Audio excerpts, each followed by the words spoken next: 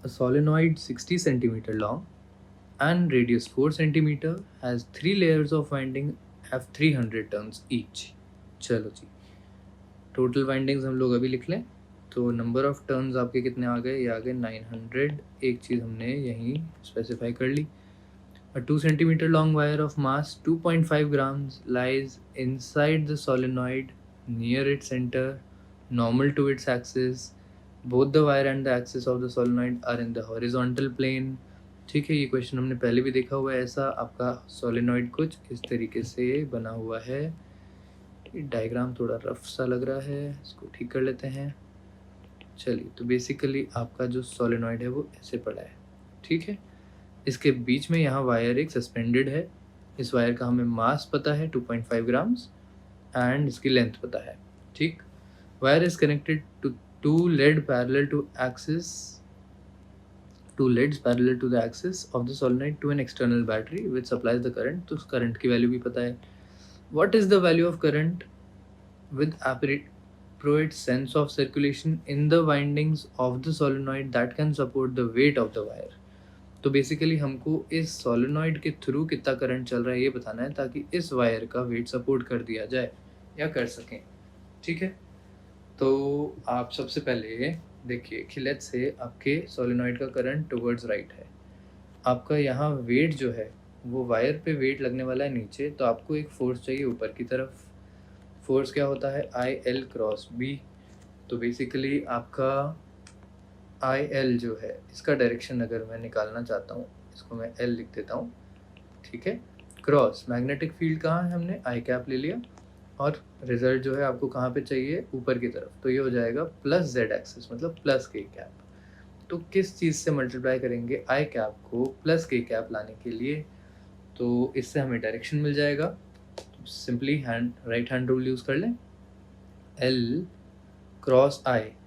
ठीक है, तो आप देख सकते हैं कि ये एल जो है यहाँ से बाहर की तरफ आ रहा होगा। तो बेसिकली ये डायरेक्शन क्या होने वाला है? माइनस का जे कैप। ठीक है, तो फर्स्ट ऑफ ऑल करंट का डायरेक्शन मिल गया। खैर, इतना डेप्थ तक जाने की ज़रूरत भी नहीं थी हमको। अब हम फॉर्मूला पे आते हैं। तो basically magnetic field inside the solenoid क्या होने वाला है? ये हो जाएगा mu naught N I upon L. ठीक, एक बात तो हमने यहाँ क्लियर कर दी। नेक्स्ट इस पे फोर्स क्या आने वाला है? फोर्स होने वाला है परपेंडिकुलर फोर्स मानते हुए आई एल बी। ठीक, और ये फोर्स किसके बराबर होना चाहिए? ये फोर्स एम जी के बराबर होना चाहिए। ठीक है, ये आई छोटा है, ये वायर का करंट है, कैपिटल आई मैंने लिख दिया सोलेनॉइड का करंट जो हमको फाइंड करना है। ठीक है, तो M G equal to I L B की वैल्यू में mu naught N I upon L.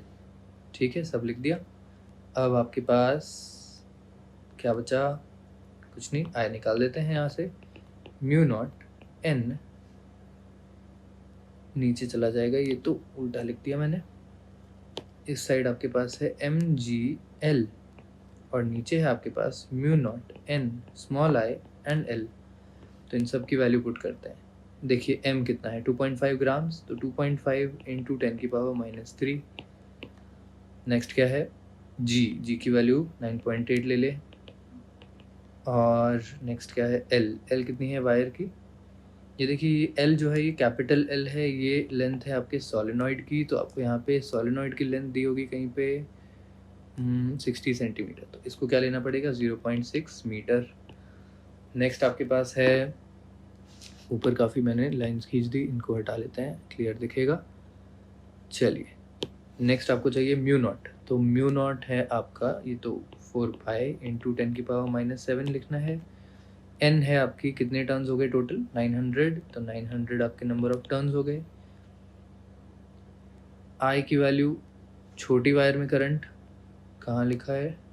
Current लिखा था कहीं पे 6 एम्पियर। तो 6 एम्पियर आपका करंट आ गया। और लेंथ छोटी वायर की कितनी है? 2 सेंटीमीटर। तो इसको लिखेंगे 0.02। ओके, ये पूरी कैलकुलेशन आप कैलकुलेटर पे कर लीजिए। रिजल्ट मैं बता देता हूँ, यह आ जाएगा 108 ampere. This is the required current in the solenoid. ठीक है, अब आपसे यहाँ जो सर्कुलेशन पूछा है ना, वो सर्कुलेशन हमने पहले ही डिटरमाइन कर लिया। ये सर्कुलेशन इस तरीके से होना चाहिए। इसको मैं यहाँ से रब करता हूँ, गलत हो सकता है। ये सर्कुलेशन इस तरीके से होना चाहिए कि आपका मैग्नेटिक फील्ड बाहर की तरफ आए। तो आप देखिए, अगर मैं यहाँ पे इसका एक सर्कुलर फॉर्मेट बनाऊँ, तो मैग्नेटिक फील्ड यहाँ से बाहर आने के लिए आपको इस सर्कल में इस तरीके से देना पड़ेगा। याद रखिए, ये वाला पोर्शन जो है ये है फ्रंट और ये पीछे वाला पोर्शन है बैक। तो आपको इस तरीके से ये सर्कुलेशन समझ आ जाएगा। ओके, चलिए।